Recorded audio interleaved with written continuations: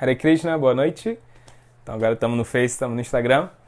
Então, é isso, pessoal. Estamos aí, né, começando a 7ª semana do antigo Tarde do Dharma, atual Noite do Dharma. E essa semana a gente tem umas questões bem interessantes, né? O questionamento de hoje foi da Desirê, de São Paulo. Desirê perguntou o seguinte. Ela falou, olha, tem um ponto assim interessante. Normalmente, quando a gente vê explicações sobre Vedanta, né, as pessoas falando sobre como a gente pode aprimorar assim, nosso controle sobre a nossa mente, como a gente pode desenvolver um caráter, né, realmente maduro, segundo os ensinamentos da tradição do yoga, a gente sempre ouve uma denúncia ao sentimentalismo. A gente sempre ouve a ideia de que você ser sentimental é um problema, né? E ela fala, mas isso não pode ter um efeito assim contrário, isso não pode fazer a gente assim desenvolver uma espécie de repulsa aos sentimentos e acabar se tornando uma pessoa meio dura, meio... Isso é útil na vida espiritual ou isso é um problema, isso é um obstáculo? Então é uma pergunta bem interessante a dela, né? Então vamos lá, vamos falar assim, é um problema ser sentimental ou como não deixar isso afetar a gente? Bem, a gente tem que entender primeiro o que é uma pessoa sentimental, entender o que é esse sentimentalismo, né? Que é tão criticado, que é tão denunciado dentro da tradição do Vedanta, né? A gente vai ver... Bem, primeiro a gente tem que entender de onde vêm os sentimentos, né? Então, a explicação assim do Vedanta é que quando a alma ela vem para esse mundo, ela é coberta por determinados tipos de assim artefatos materiais, por determinadas coberturas materiais, né, que são chamados koshas. Então, assim, a primeira coxa, a primeira cobertura material que reveste a alma é o ego, né, o falso ego. O falso ego, ele vai fazer com que a alma, apesar dela ser eterna, ela se identifique com situações temporárias, né? Então acreditar que agora eu sou solteiro, agora eu sou branco, sou negro, sou brasileiro, sou americano, sou homem, sou mulher. Do corpo, todas essas circunstâncias que são temporárias, tudo isso é o ego, né, que cria. Beleza, o ego é a primeira cobertura que assim reveste a alma. Aí depois a segunda cobertura, que é a inteligência material. Assim, o ego ele está identificado com os materiais temporários. E o que a inteligência material vai fazer? Ela vai criar planos para poder atender a esses desígnios, a esses objetivos do ego. Então essa é a inteligência material e é a segunda cobertura material que atinge a alma, né? E aí, por fim, né, vai ter uma terceira cobertura da mente. A mente, ela é a fonte de parte emocional. Desejos, pensamentos, sentimentos, tudo isso vem, né? E como a mente vai trabalhar? A mente ela vai trabalhar baseada na dualidade essencial da matéria, que é o bom e o ruim, o gosto e não gosto, o desejo e não desejo, né? Então ela está sempre presa a isso, ao apego e à repulsa, à aversão entre coisas distintas. Então ela é bem bipolar mesmo a mente, né? E os sentimentos estão todos ligados à mente, né? Então aí que tá. Depois tem mais outras duas coberturas. Tem prana, que é a energia que flui dentro de nós, do nosso corpo. E por fim tem o corpo biológico, que nós temos mesmo. Então, assim, a cobertura material intermediária é a mente, né? E a mente, ela, apesar de ser algo extremamente sutil, ela tem um reflexo direto na nossa própria fisiologia, no nosso próprio corpo, né? Quando a gente está com as nossas emoções assim alteradas, quando a gente reprime alguma emoção, a gente pode muito facilmente assim somatizar alguma doença, né?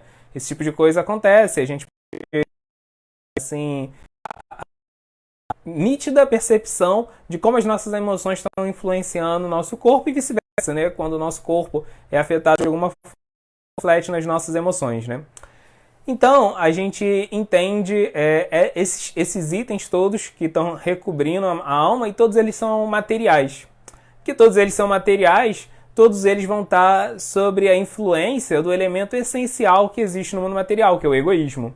Ok, então isso significa, como o cristianismo explica, no final terceiro capítulo da Bhagavad Gita, que no momento atual, no momento que a gente vive na matéria, o egoísmo ele vai afetar as nossas emoções, os nossos sentimentos. E alguém que é sentimental é alguém que se deixa levar, mas alguém que é fortemente influenciado pelas suas emoções, né? Esse tipo de comportamento sentimental, ele pode ser até romântica, uma pessoa assim que ela não tem notícia sobre o que está acontecendo no mundo, que ela é facilmente enganada, que ela é facilmente manipulada. Isso é um tipo de pessoa assim sentimental. A pessoa sentimental ela pode ser uma pessoa impulsiva, porque ela vê algo que atrai ela, que ela gosta, ela se deixa levar por esse tipo de desejos. E uma pessoa sentimental pode ser uma pessoa que assim se ira facilmente, uma pessoa que facilmente, né? Então, assim, basicamente a ideia de uma pessoa sentimental é uma pessoa que está mais sobre a influência das emoções do que sobre a influência da inteligência, né? O que acontece é que nesse momento a nossa inteligência, a nossa capacidade de discernir, de criar planos, de criar estratégias, também é afetada pelo egoísmo. Krishna também fala isso no final do terceiro capítulo. Fala que nesse momento atual o egoísmo está assentado em nós em 3 lugares. Nos nossos sentidos, na nossa mente, ou seja, nas nossas emoções, e no nosso intelecto, ou seja, na nossa capacidade de discernir. Tudo isso é egoísta no nosso atual estado de existência. E ele fala, cara, você tem que começar a se purificar. E qual é o caminho que Krishna explica? Quando Krishna fala no final do terceiro capítulo que nós temos que nos purificar, que temos que expurgar o egoísmo desse ele vai falar, você tem que desenvolver discernimento espiritual e com esse discernimento você vai ter que tirar essa luxúria, esse egoísmo de dentro de você. Então, beleza, a gente entende que esse processo de purificar a nós mesmos começa pela inteligência, começa pelo discernimento. Né? E aí, com a ajuda desse discernimento purificado, o que a gente vai fazer? A gente vai controlar as nossas ações, a gente vai observar o modo pelo qual nós nos comportamos nesse mundo, né? Ou seja, você vai estar observando a influência nos seus sentidos diretamente com o mundo e vai estar refreando esse tipo de atitude egoísta na vida, né? Então, o que acontece é que logo depois, o que a gente passa a fazer é que a gente consegue ponderar os nossos sentimentos, consegue purificar os nossos sentimentos. Porque o que acontece Madhvacharya, que foi um dos grandes mestres do Vedanta, vai comentar a Bhagavad Gita que existem 5 posturas que impedem, né? 5 posturas que impedem a gente de alcançar o Dharma. E uma delas, ele fala, é que é quando a gente está muito sob a influência das emoções, ou seja, quando somos alguém sentimentalista. Né? E aí a ideia é que quando nós somos sentimentalistas, Madhvacharya vai falar que você vai valorizar tanto as suas próprias emoções que você vai simplesmente ignorar os sentimentos, as emoções das outras pessoas, né?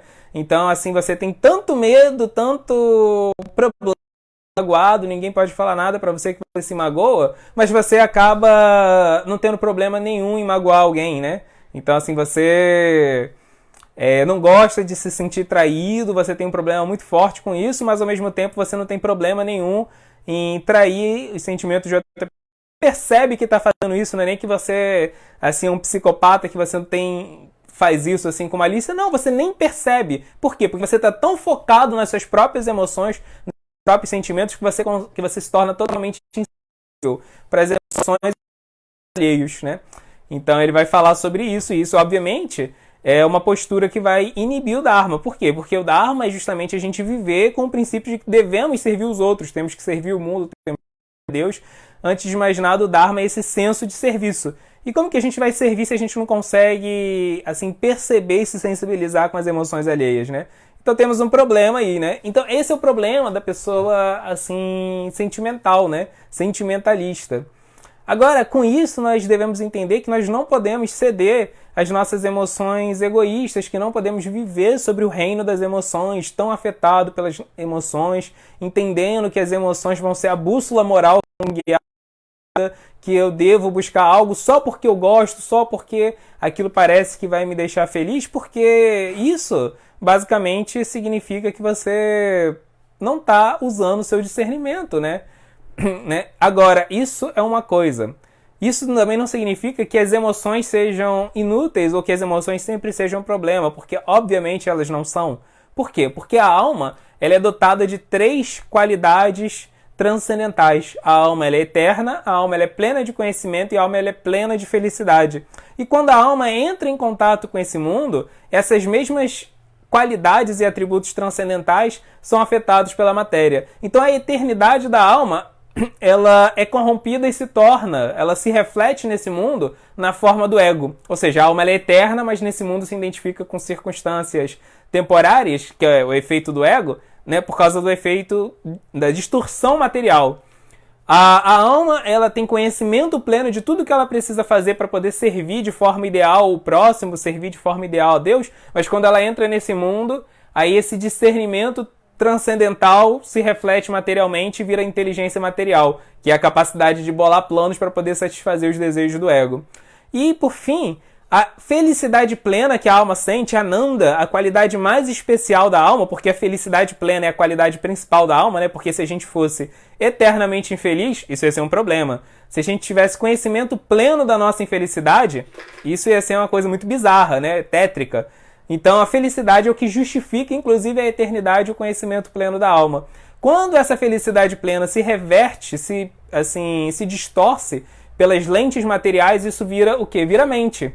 Então a mente ela está sempre buscando felicidade, mas ela está buscando felicidade do quê? Na vaidade dela, nos desejos egoístas dela, no capricho dela, no que ela gosta, né? Então é um problema a gente estar sob a influência das emoções, porque as nossas emoções nesse momento estão diretamente afetadas pelo ego. Mas quando a gente purifica as nossas emoções, aí sim a gente vai ter acesso à Ananda, a felicidade plena da alma, né? Então não devemos descartar as emoções, isso nunca é dito, na verdade, é dito que nós temos que purificar as nossas emoções, porque as nossas emoções são justamente o elemento que vão nos trazer a redenção desse mundo material. É as nossas emoções que vão nos conectar com Krishna. É as nossas emoções que vão permitir que a gente consiga viver uma vida de Dharma. Então as emoções elas não têm que ser negadas, elas têm que ser purificadas, elas têm que ser usadas com discernimento espiritual. Inclusive, é dito na Bhagavad Gita que existem 3 sentimentos, Krishna vai falar, tem 3 sentimentos que nos atam definitivamente a esse mundo material, né? E que grandes sábios, com a ajuda do conhecimento espiritual, eles conseguiram purificar esses 3 sentimentos, conseguiram se livrar da influência egoísta deles, né? Mas são 3 sentimentos que nos atam a esse mundo, que é Raga, Bhaya e Krodha. Raga, o apego, Bhaya, o medo, e Krodha, a ira. Mas se a gente vê, existe até uma utilidade transcendental para esses sentimentos. Raga, o apego, né? Então, Krishna mesmo fala no 2º capítulo da Bhagavad Gita que quando você está longe de algo que atrai você, nem por causa disso o apego vai embora. Por quê? Porque quando você gosta de uma coisa e você fica longe daquilo, a única coisa que vai acontecer é que você vai sentir saudade daquilo. Né? Na saudade você fica até mais apegado, né? Você gosta de uma pessoa, quando você está longe dela, as qualidades dela parecem maior do que são, os defeitos dela parecem menores do que são. Então, assim, tá longe de algo não vai fazer com que você perca o apego por aquilo. Tá longe de algo nocivo, tóxico, material, egoísta, né? Algo que ativa assim, seu egoísmo, não vai fazer com que você perca o apego àquilo. Krishna fala que o que faz a gente perder o apego por algo mundano, algo que afeta a nossa consciência, é nos apegarmos a algo superior, sentirmos um gosto superior. Então a gente entende que nós somos direcionados ao apego, né? A nossa mente naturalmente busca se apegar a algo e a gente só vai purificar os nossos apegos nocivos, os nossos apegos mundanos, nos apegando a algo superior, a algo realmente puro, né? Então o apego ele é até o começo da vida espiritual. A gente tem que se apegar a Deus, se apegar a agir de forma correta, se apegar a desenvolver virtudes, se apegar a sadhu sangha, a companhia, né, de pessoas que são uma boa influência, que são espiritualistas. É isso que vai ajudar a gente a se desenvolver espiritualmente, né?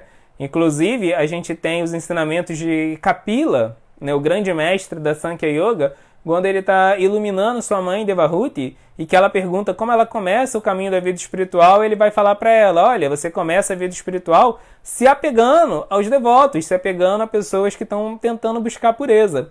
E ele define o que é um devoto. Ele fala que um devoto é titikshava e karunika, né? Tem essas 2 qualidades. Ou seja, ele é tolerante e ele é compassivo.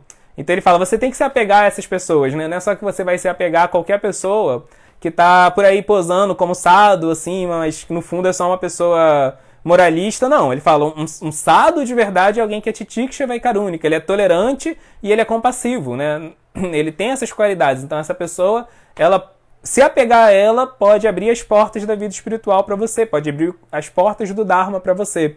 Então entendemos que raga, o apego, que nos ata a esse mundo, também é a mesma fonte de liberação pra gente, né? Bhaya, o medo. Então, o medo, ele normalmente faz com que nós tomemos duas atitudes, que são duas atitudes que, na verdade, denotam uma consciência corrompida. Normalmente a gente fica ou paralisado pelo medo, quando estamos diante de uma situação aterradora. A gente trava, o medo trava a gente, o que é até um mecanismo de autodefesa, né? Ou então, mas assim, quando isso é feito de forma exagerada, se torna um problema. Ou então a gente, quando está com medo, a gente cria hostilidade, assim, a gente cria inimizade com a fonte daquele medo, né? Temos medo do desconhecido, temos medo, né? Então, por exemplo, agora a gente, assim, bastante, né, por causa da repercussão do caso do George Floyd, né? Então, todo esse movimento antirracista, assim, que uma hora ia ter que acontecer mesmo e agora tá no momento certo. Mas, assim, de onde vem o racismo, né? O racismo vem do medo do desconhecimento do outro. E o medo gera ódio, gera inimizade, né? Então, o medo, ele mexe com as nossas emoções de uma forma assustadora, né? Mas existe o medo puro, né? Que é quando nós temos medo de Maya, quando temos medo da ilusão material, quando temos medo de ser egoístas, né? Uma vez, Prabhupada falou que os discípulos dele eram muito bons. Eles só tinham um problema, né? Que eles não tinham medo de Maya, né? Eles não tinham medo da ilusão material. Eles não tinham medo de ficarem vaidosos, egoístas. Eu falei, são muito bons. Só tem esse problema, né? E uma vez Prabhupada falou que ele nunca caía materialmente, ele nunca tinha uma queda na vida espiritual dele. E os devotos ficaram muito impressionados quando ele fez essa declaração. E aí depois os devotos viram ele orando muito para a deidade, perguntaram por que ele estava orando tanto para a deidade de Krishna, e ele falou, estou orando para a deidade me proteger para que eu não caia. E eles falaram, mas Prabhupada, você não cai, né? Ele falou, eu não caio porque eu tenho medo de cair, porque eu peço para a deidade para não cair. Não é que eu não tenho força para não cair, ninguém nesse mundo tem força para não ter quedas na sua vida espiritual. Só Krishna pode nos proteger e eu tenho medo. E eu tenho medo e eu peço ajuda para Krishna, né? Então ter medo de ficar iludido, ter medo de fazer mal para os outros, ter medo de ser afetado pela vaidade é um medo que todos devemos ter, né? Então o medo, ele também pode nos proteger, né? Do nosso verdadeiro inimigo. Nosso verdadeiro inimigo não é o outro. Nosso verdadeiro inimigo somos nós mesmos, né? A vaidade que existe na gente. E por fim, Krodha, a ira, né? Então a gente entende assim que a ira é uma coisa realmente destrutiva, né? A ira cria inimizades, a ira cria revanchismo, rivalidade entre as pessoas, leva a todo tipo de situação de desarmonia nesse mundo. Mas a gente vê inúmeros relatos nos Vedas de grandes almas que ficaram iradas em determinadas circunstâncias, né? Temos, assim, por exemplo, para começar, no próprio caso nosso, assim, ocidental, um exemplo muito conhecido nosso é Jesus, né? Jesus, ele é um símbolo de compaixão, um símbolo de tolerância, mas quando ele viu, assim, o pessoal fazendo comércio no templo, tinha transformado o templo em uma forma só de comércio religioso, ele ficou irado, ele pegou, assim, chicote mesmo e saiu destruindo, né, assim, as barraquinhas e expulsando os fariseus, expulsando aquelas pessoas que estavam realmente deturpando aquele local que era para ser um local sagrado, que estavam, né?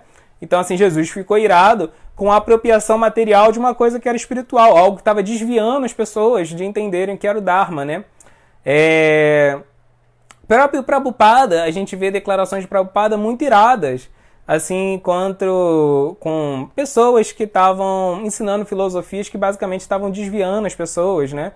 Então a gente vê Prabhupada muitas vezes irado contra filósofos ateístas, com pessoas que fazem uma explicação totalmente distorcida do Vedanta, distorcida da Bhagavad Gita, e estavam, assim, ensinando basicamente filosofias que só realçavam o ego das pessoas, né?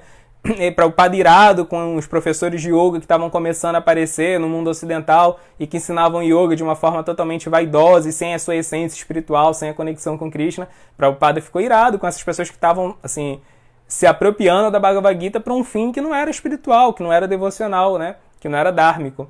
A gente vê, assim, o próprio Krishna.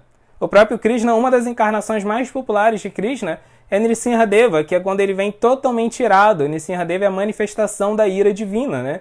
E ele vem irado por quê? Porque o seu devoto, Prahlada Maharaj, estava sendo, assim, perseguido, né? Estava sendo perseguido pelo próprio pai, estava sendo perseguido por pessoas de uma mentalidade totalmente corrompida, e ele não aguenta ver essa injustiça ira ele, né? Então a ira, ela tem que ser um gatilho para fazer com que a gente interrompa injustiças, né? Se a gente não faz isso, a gente é omisso, e aí a gente está envolvido em egoísmo. Omissão é um tipo de violência, né? Você está permitindo com que uma pessoa seja perseguida, seja abusada de alguma forma, né? Seja afetada, um inocente, e você não vai fazer nada. Então você tem que se irar. E o próprio Krishna vem numa das suas encarnações mais populares, como Nrsimhadeva, né? E a ira dele é algo, assim, transcendental, né? Até irado é uma gíria que a gente tem, né? Quando a gente quer falar que é uma coisa muito legal, é irada, né? Então, assim, a ira de Nrsimhadeva é irada mesmo, porque é transcendental, é uma coisa muito especial. Krishna mesmo vem mostrar que existe uma ira pura, né? Quando você se ira com algo que aconteceu com você, podem existir muitos filtros de subjetividade, né? Pode ser sua própria mente querendo mostrar para você que existem inimigos onde não existe. Mas quando você vê uma ira, ou quando você vê uma injustiça acontecendo contra outra pessoa, aí se irar nesse caso e lutar contra essa injustiça é um pré-requisito da vida espiritual, né? E outro exemplo muito famoso disso é Arjuna, na Bhagavad Gita, que ele não quer lutar com os próprios primos, porque ele sabe que os primos, assim, ele tinha um apego por ele, eram primos, né? Eram pessoas próximas no exército dos primos dele, tinham outras pessoas que ele queria muito bem, e ele resolve que não vai lutar, ele vai tentar resolver isso de uma forma pacífica. Na verdade, ele já tinha tentado resolver de uma forma pacífica, e já que não tinha chegado a uma solução, ele resolve não lutar, para não manchar as mãos dele de sangue. E Krishna fala, não, cara, você tem que se irar. A minha opinião é que você se ire e lute, né?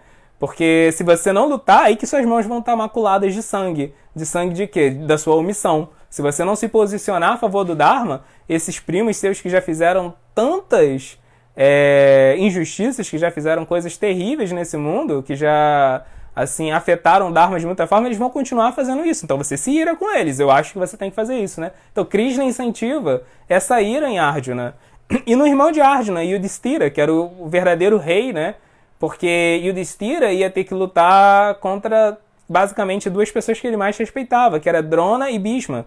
Drona, o seu próprio mestre, e Bhishma, o seu avô, que era a principal figura paterna que ele tinha na sua vida, e que eram pessoas realmente boas, pessoas realmente íntegras, mas que só tinham um defeito. Eles tinham sido justamente omissos em relação a todos os pecados, em relação a todas as atrocidades que Duryodhana, que o tirano Duryodhana tinha feito, né? Então, assim, essa postura de omissão, né, de tudo bem, eu não estou fazendo mal, mas também não estou fazendo nada para refrear o mal, Krishna falou, cara, se ira contra essas pessoas, porque se elas poderiam ter feito algo efetivo para interromper, assim, essa violação do Dharma e não fizeram, elas também têm a culpa delas no cartório, né? Você tem que lutar contra elas. Então, assim, Krishna mesmo estimula esse tipo de ira em Yudhishthira. Temos o exemplo de Narada, grande sábio. Assim, Narada é chamado de Abhakti Shakti, a personificação da potência devocional, e a gente vê manifestações dele de ira.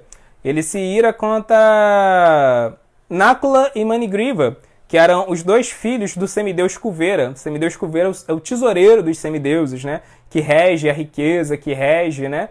Assim, os tesouros celestes. Assim, é uma figura muito importante e muito respeitada no cosmos. Segundo a cosmovisão védica, né? Ele é alguém que é muito respeitado no nosso universo. E os dois filhos dele eram só playboys, né? Que usavam, assim, da fama, que usavam do poder do pai só para ficar esbanjando, só para ficar, assim, tirando uma onda e aproveitando a situação e fazendo um monte de bobagens.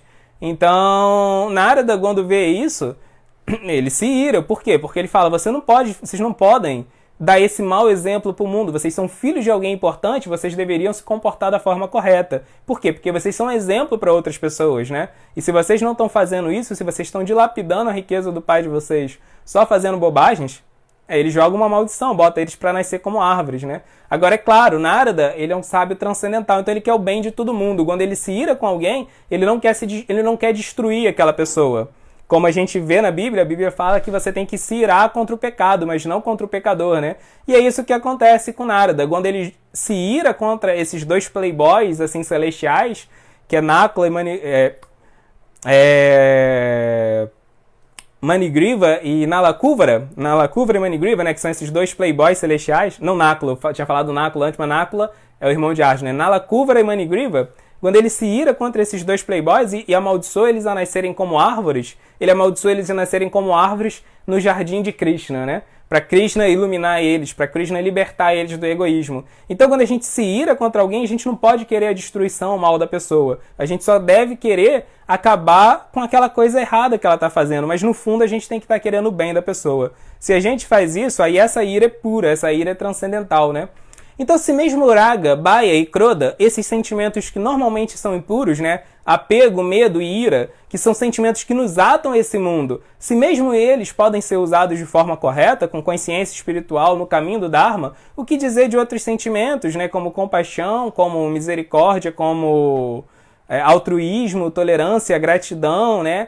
Então, a ideia é que esses sentimentos, eles todos têm que ser estimulados e todos eles têm que ser usados com discernimento na vida espiritual. Nós, quando falamos de não ser sentimentalistas, significa só não agirmos de forma impulsiva, guiados pelos nossos sentimentos, ignorando a nossa inteligência, mas entendemos que são os sentimentos que vão nos purificar totalmente, né? Inclusive, na primeira etapa da vida espiritual, a arma mais importante que a gente tem é o nosso discernimento, é a nossa inteligência que foi iluminada em Sadhusanga, que foi iluminado pela Bhagavad Gita, que foi iluminado pelas palavras dos sábios, dos mestres espirituais. Mas na segunda fase da vida espiritual, quando a gente já amadureceu, o que mais vai assim ser útil para a gente é justamente as nossas emoções puras, né? É dito que existe uma moeda só que pode comprar Krishna, e essa moeda é loba, a ansiedade de estar com Krishna, né? Então isso é uma emoção, você está ansioso, apegado a você estar junto com Krishna, né? E tem duas emoções que nós temos que desenvolver para poder justamente conseguir isso, né? A primeira é o desejo mesmo de estar com Krishna, de querer desenvolver uma relação íntima com Krishna. Temos que desejar isso. E quando a gente deseja ter uma relação com Krishna, isso significa naturalmente que a gente vai querer ter uma relação melhor com as outras pessoas nesse mundo, uma relação mais transparente, uma relação mais pura, né? Então, quando a gente fala que a pessoa não deve ser sentimental, isso não significa que ela não deve ser relacional, não se relacionar com as outras pessoas, porque a gente sabe que a base da vida espiritual é sadhusanga, é ter relacionamentos espirituais. E o outro sentimento que a gente tem que desenvolver é a audária. Audária é a compaixão pelas pessoas que sofrem nesse mundo, influenciados pela matéria, influenciados pelo egoísmo, e desenvolvermos realmente o desejo de salvar o mundo, de ajudar essas pessoas, né? De assim, fazer como a meta da nossa vida, a missão da nossa vida, a essência do nosso Dharma, distribuir compaixão pelo mundo, né? Quando a gente faz isso, acontece duas coisas. A gente realmente passa a apreciar a compaixão que a gente mesmo recebeu. Porque até então, até você fazer um exercício de desenvolver compaixão e de praticar a compaixão, você não consegue valorizar suficientemente a compaixão que você mesmo recebeu. E o segundo, quando você tenta ser compassivo com os outros, você vê que você tem seus limites, né? Que a sua compaixão, ela é frágil, né? Que a gente tem muita dificuldade em ser compassivo, ser misericordioso de forma consistente, de forma sustentável. E aí a gente vai ter que pedir ajuda para Krishna, a gente vai ter que realmente, assim, arder nesse desejo de estar junto com Krishna, de ter ele iluminando a nossa mente, iluminando os nossos sentimentos, para a gente poder realmente exercitar essa compaixão a partir da perspectiva divina, né? Então, sim, é um problema ser sentimental, é um problema ser guiado cegamente pelas emoções, acreditar que o que vai nos trazer a nossa felicidade é aquilo que a gente simplesmente gosta, né? E que só uma emoção, assim, eu gosto tanto daquela pessoa, eu gosto tanto daquilo. Isso não significa que quem você gosta é bom, né? Que vai te fazer bem, não significa que aquilo que você gosta vai te deixar feliz. Não podemos desativar a nossa inteligência, mas uma vez que a gente ilumina o nosso discernimento e ilumina a nossa inteligência, a gente usa essa inteligência para purificar os sentimentos, e aí sim, com base nesses sentimentos puros, a gente tem que usar eles para se relacionar com outras pessoas. Então, não significa frieza, muito pelo contrário, né? Vida espiritual significa relacionamentos puros, não significa frieza, né? Não tem nada a ver com isso. Então é isso, pessoal. Isso aí foi mais ou menos a nossa explicação. Então, se tiverem perguntas ou comentários...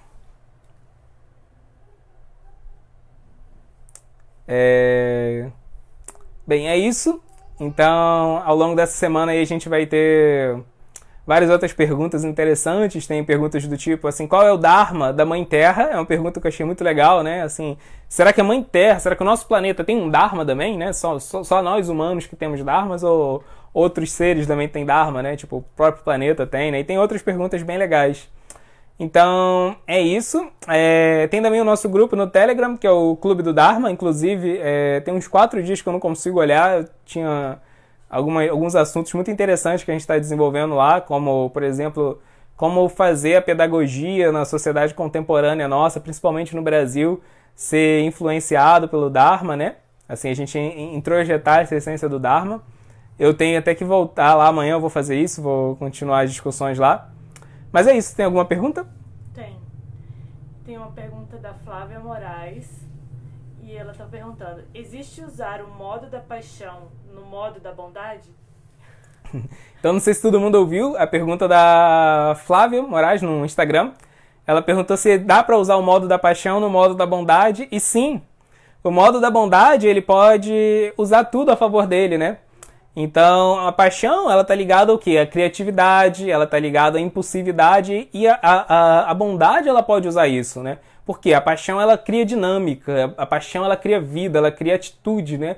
A paixão, ela é criativa. Então, quando a gente é bondoso, assim, quando a gente está iluminado pelo conhecimento, estamos harmoniosos, autocontrolados, a gente pode usar esse ímpeto da paixão para 2 coisas, ou para começar projetos novos, ou para fazer uma mudança na nossa vida, né? Fazer assim, criar uma ruptura, começar um novo momento da nossa vida, tomar uma atitude séria, né? Iniciar um projeto, mas totalmente consciente, não fazendo isso assim de forma impulsiva, de forma impensada, né? De forma muito assim sóbria, de forma muito razoável, né?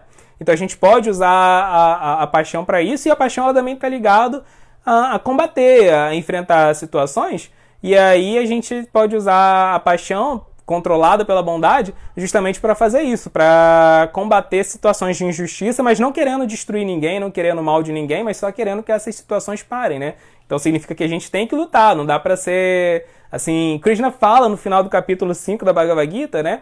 Que só ele é o bem-querente de todo mundo, só ele que vai conseguir ser amiguinho de todo mundo, né? Então, se a gente quer ser amiguinho de todo mundo e tolera qualquer coisa, faz vista grossa para coisas que são erradas, né? Só porque a gente quer ficar bem na fita com todo mundo, isso é um tipo de vaidade. Você tá querendo ser amiguinho de todo mundo e não tem problema do mal se propagar por aí, de coisas injustas acontecerem. Então, dá para usar a paixão dessa forma. E digo mais, a bondade, ela consegue usar até a ignorância a favor dela. Por quê? A ignorância está ligada à ideia de letargia, né? De passividade. E aí a gente também consegue usar essa letargia, essa passividade de forma bondosa, né? Tem aquela hora que é a hora de você se retirar mesmo de cena, de você sair fora, deixar as coisas assim... Tem hora que você não tem mais que se meter em determinadas situações, justamente para você poder bolar uma estratégia, né? Aquela retirada estratégica. Então, ignorância significa isso, que eu não vou me meter com as coisas, que eu não vou fazer nada, eu não vou tomar uma atitude. Mas às vezes a atitude certa é isso também, depende da circunstância, né? E outra coisa é que quando você se distancia de algo, né, existe aquele ócio criativo, existe aquele distanciamento daquilo que você faz para você poder observar aquilo com mais sabedoria, com distanciamento, né? Por exemplo, os historiadores falam isso, que eles conseguem entender muito mais um fato histórico do que quem viveu aquele fato histórico ou de quem viveu próximo daquele período histórico, porque o distanciamento permite que eles consigam observar aquele fato de muito mais perspectivas, né? Então, em determinadas circunstâncias, quando a gente se isola de um evento, a gente consegue analisar ele com muito mais sobriedade, né? Então isso é a ignorância sendo usada pela bondade. Então a bondade, ela pode usar tudo, mas cuidado, né? Porque às vezes a gente pode achar que a gente está fazendo tudo na bondade, né? E isso pode virar um pretexto para a gente dar vazão a modos inferiores da natureza sobre a bandeira, sobre o pretexto da bondade, né? Então, cuidado, né? A gente primeiro tem que certificar de que a nossa bondade ela está cumprindo todos os pré-requisitos, todos os sintomas que Krishna descreve do que é a verdadeira bondade na Bhagavad Gita. A Thaís Toches, ela não fez uma pergunta, mas ela fez um pedido. Ela quer que faça um dia uma live sobre o Dharma com os animais.